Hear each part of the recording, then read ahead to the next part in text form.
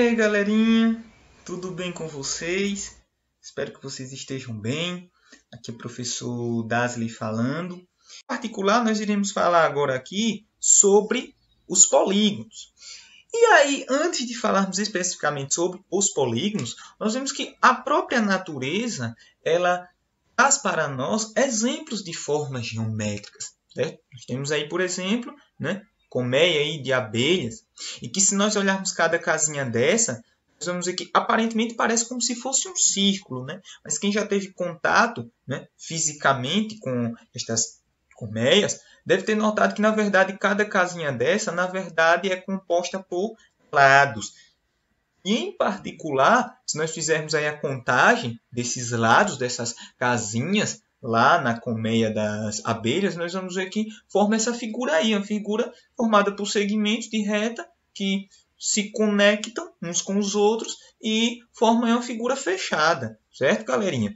Se nós avançarmos também, na natureza, nós vamos ver aí um exemplo, de algo parecido com uma flor, uma pétala, algo do tipo, E nós vamos ver também que as extremidades, são justamente isso, segmentos de reta que se conectam, e quando nós olhamos aí ao todo essa conexão, nós vamos obter justamente o quê? Uma figura fechada. Até aqui eu tenho 12 lados, se eu fizer a contagem, ou seja, 12 segmentos que se conectam, e ao todo eu vou ter aí 16 segmentos que se conectam nas extremidades dessa figura, dessa forma aí, que apesar de ser um ente tridimensional, isto é, ter 3 dimensões, comprimento, largura e altura ou profundidade, porém, para nós, o que os nossos olhos conseguem enxergar nesse exato momento, ao olhar para essa figura aí, é justamente a figura de 2 dimensões.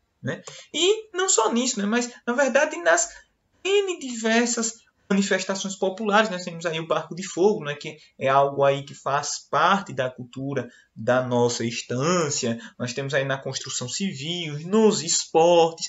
E eis a pergunta, mas o que é polígono? O que é polígono? O que é que ele tem a ver com a tecnologia, por exemplo? O que é que ele tem a ver com o que nós já exploramos anteriormente aqui?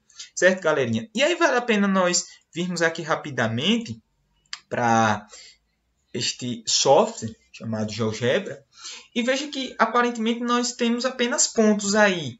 Temos aí um ponto em vermelho, um em verde, 3 pontos em amarelo e 5 pontos na cor azul. E aí eu quero fazer uma animação, para vocês verem. Veja como é a trajetória desses pontos, e à medida que eles vão se deslocando nessa trajetória, vão formando aí desenhos geométricos. Certo, galerinha?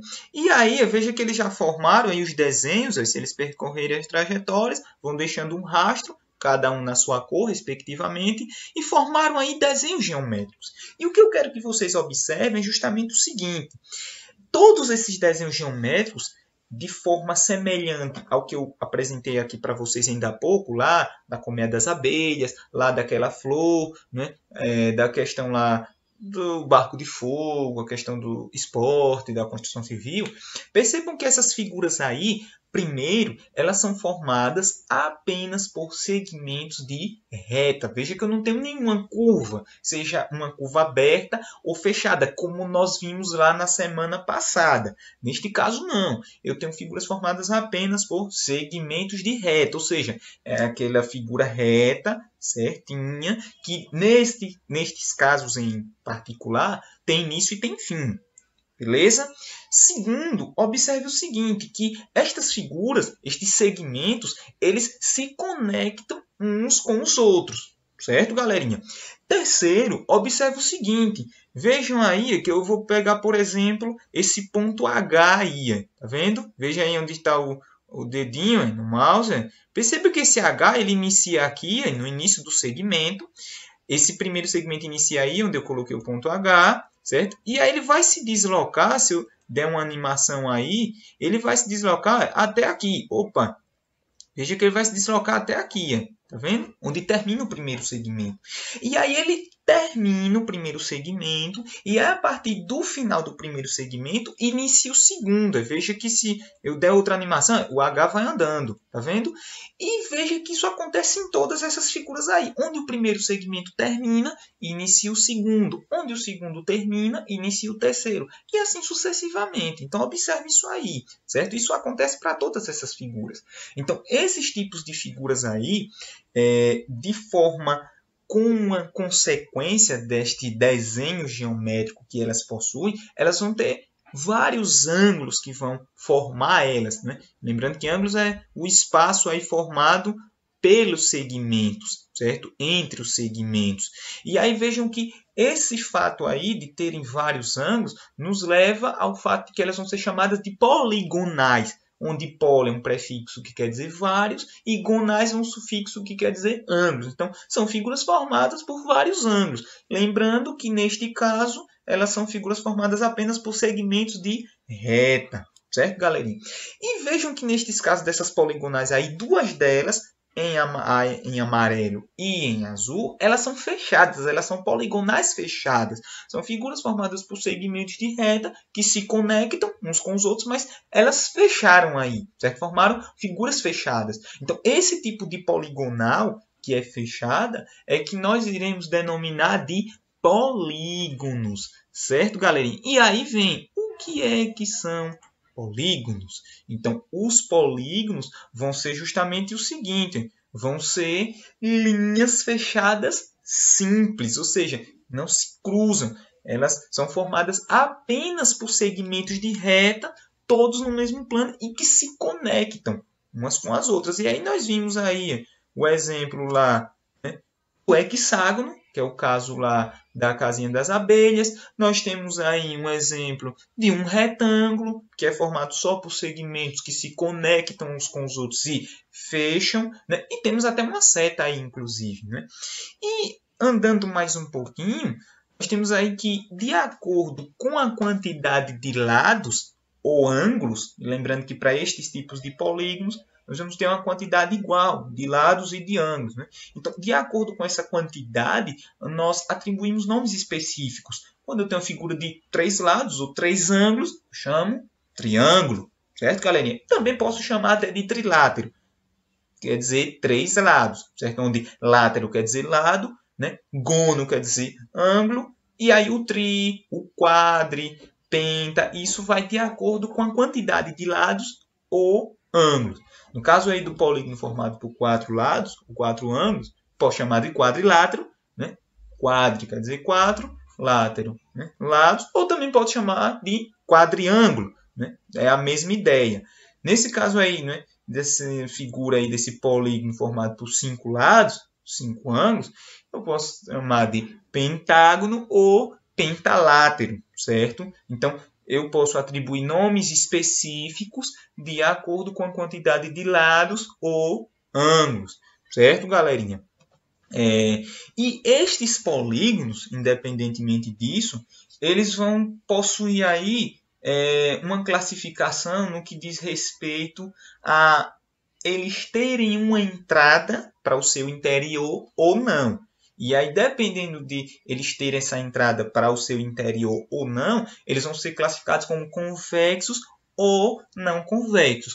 No caso dos convexos, se eu pego um dos lados e traço uma reta, certo? Lembrando que reta, diferente de segmento, apesar de também ser reta, o próprio nome já está dizendo, né? Mas ela nem tem início, nem tem fim, que é aquela que nós pegamos um segmento e colocamos setinhas nas extremidades, para indicar que ela é infinita nos dois lados, certo? Nas duas direções, lá, 2 sentidos. E aí, o que é que acontece? Se eu pego qualquer um dos lados, lembrando que lados em um polígono é o segmento que o forma, e eu faço uma reta, e aí se essa reta ela continuar, digamos que fora do meu polígono, ela não atravessar o interior, eu vou dizer que esse polígono é convexo. E aí veja o exemplo. Eu tenho aí um quadrilátero, quadriângulo, e aí se eu traçar uma reta em quaisquer um dos seus lados, veja que a reta não vai entrar para o interior. Veja que o quadrilátero, o quadriângulo, ele é um tipo de polígono que é totalmente certinho. Ele não tem entradas, certo? Agora, diferente desse caso aí, os polígonos não convexos, né, se eu escolho um dos lados para traçar uma reta, né, em cima daquele segmento, em cima daquele lado, e aí parte dessa reta atravessar o seu interior, então aí é que eu vou denominar que ele é não convexo. Por exemplo, se eu pego essa figura aí, a primeira figura em azul, né, que eu tenho aí 1, 2, 3, 4, 5 lados, né, um pentágono ou pentalátero, e eu escolho um dos lados e atravesso, né, uma reta, eu coloco uma reta em cima, coincidindo com aquele lado, com aquele segmento, percebam que parte da reta ela atravessa o interior. Isso não só para essa figura em azul, para esse polígono em azul, mas para os demais. Se eu escolho um lado e traço uma reta coincidindo com aquele lado, isto é, com aquele segmento, que é um dos elementos do polígono, e vejam que parte dessas retas aí, elas atravessam o interior do polígono. E, em outras palavras, esses polígonos possuem entradas. Veja que todos eles têm uma espécie de entrada para o seu interior. Então, nesse tipo de caso aí é que eu vou denominar que os polígonos são não convexos. E lembrando que essa questão aí, né, eu tenho aí os elementos do polígono. Tenho os lados, que são os segmentos, tenho os vértices, que são os pontos que conectam os segmentos, e tenho os ângulos, que são esses espaços entre os segmentos. Certo, galerinha? Acerca das diagonais, é que estes segmentos, lembrando que as diagonais são elementos do polígono, tais como os vértices, os lados e os ângulos, certo? Então, as diagonais, elas vão ser segmentos que conectam, né, vértices do polígono que não possuem uma conexão original. Por exemplo, vocês podem ver aí na figura que eu tenho que tipo de polígono? Isso, eu tenho um triângulo, né? Ou também posso chamar de trilátero, pelo fato de que tem 3 lados, certo, galerinha? Ou 3 ângulos. Lembrando que para esses tipos de polígonos convexos, o número de lados é igual ao número de ângulos. Então, posso chamar trilátero ou triângulo. Comumente chamamos mais aí de triângulo. Então, observem que todos os 3 vértices, eles de alguma forma são conectados. Por exemplo, eu tenho esse vértice aqui onde está o dedozinho, tá vendo? Ele tanto se conecta com esse vértice aqui de cima, como ele se conecta com esse vértice aqui de baixo. Não há nenhum outro vértice nesse triângulo que não tenha conexão com ele. Então, percebam que isso também é válido para esse outro aqui. Percebam que eles conectam com o primeiro lá que eu mencionei e com o de cima. E idem para o de cima, eles conectam com os outros 2 inferiores.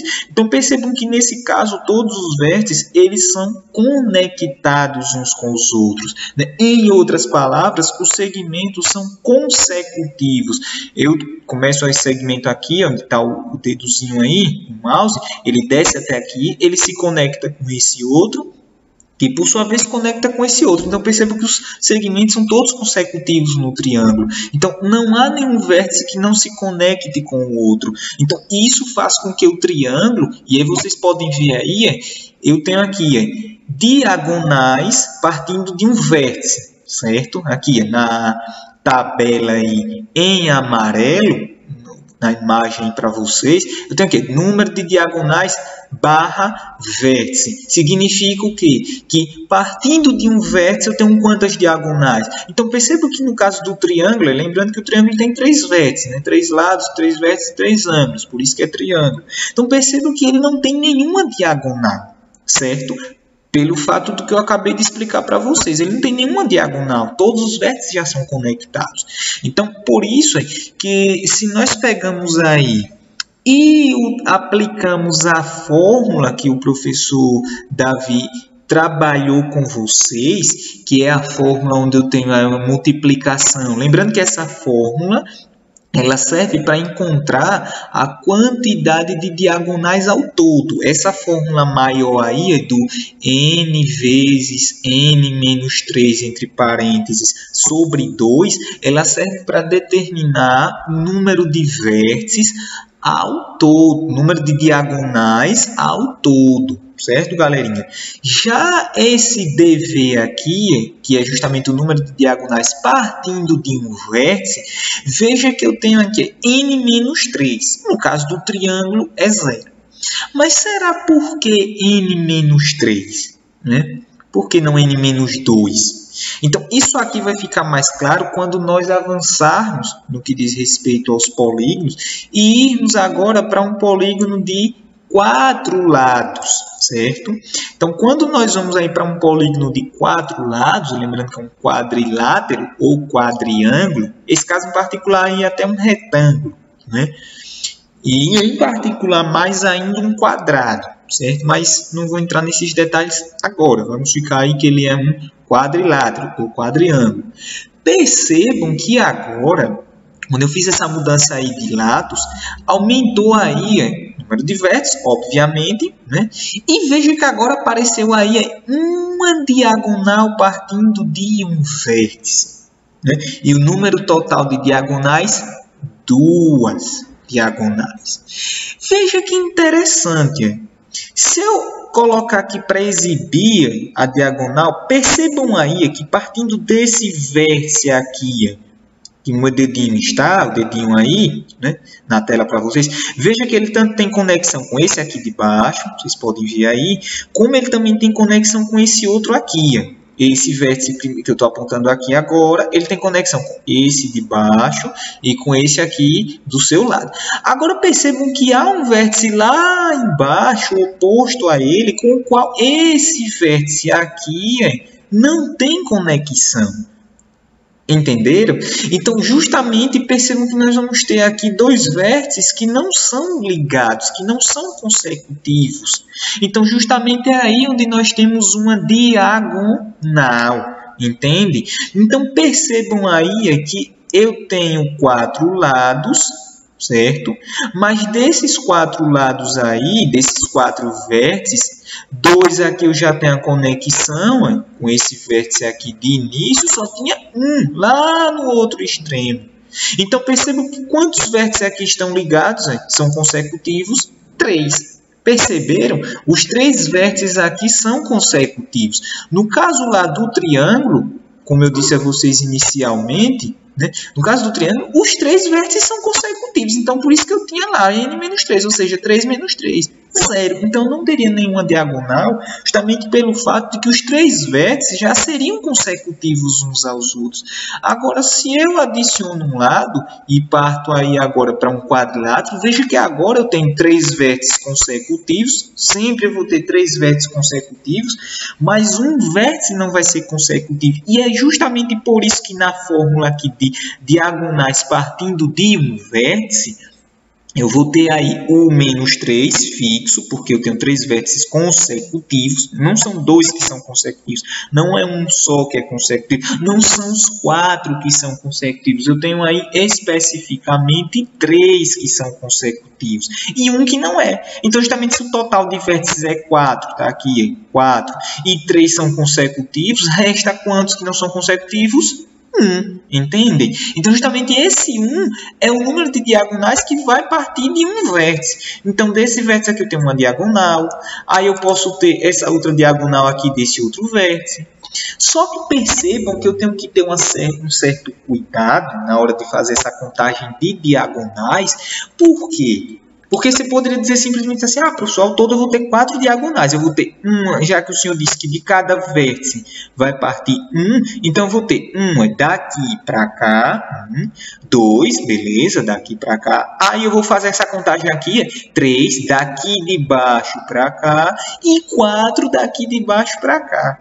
Só que percebem que ao fazer esse tipo de contagem, nós contamos 2 vezes o mesmo segmento, 2 vezes a mesma diagonal. Nós dobramos o número de diagonais. Lembrando que nas diagonais, ou eu posso até maximizar isso, em segmentos de reta, eu tenho sempre o quê? Que tanto faz eu sair de A para B, como de B para A. A essência do segmento é a mesma. Então, veja quando eu faço daqui para cá ou daqui para cá, eu estou contando o mesmo segmento. Não é outro segmento, é o mesmo. Ou daqui para cá e daqui para cá, veja que eu estou contando o mesmo segmento. Então, por isso que, veja só, eu multiplico lá, né, o total de vértices, né? Lembrando que esse n aqui quer dizer justamente o número de vértices, então multiplico ele pelo número de diagonais partindo de um vértice. Lembrando,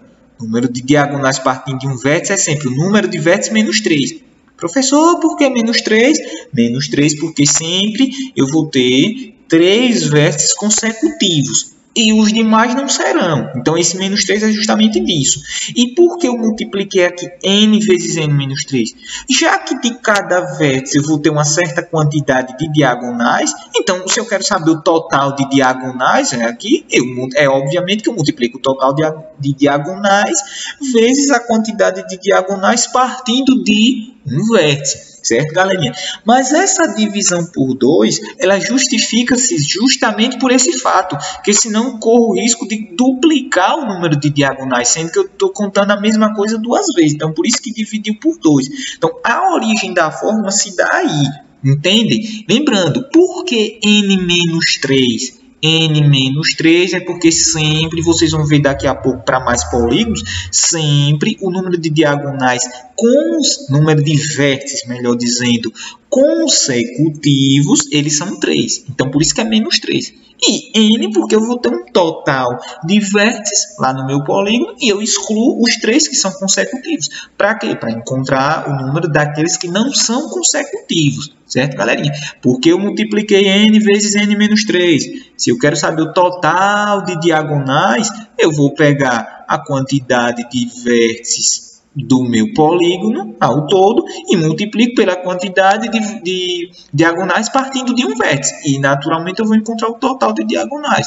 E, por fim, por que a divisão por 2?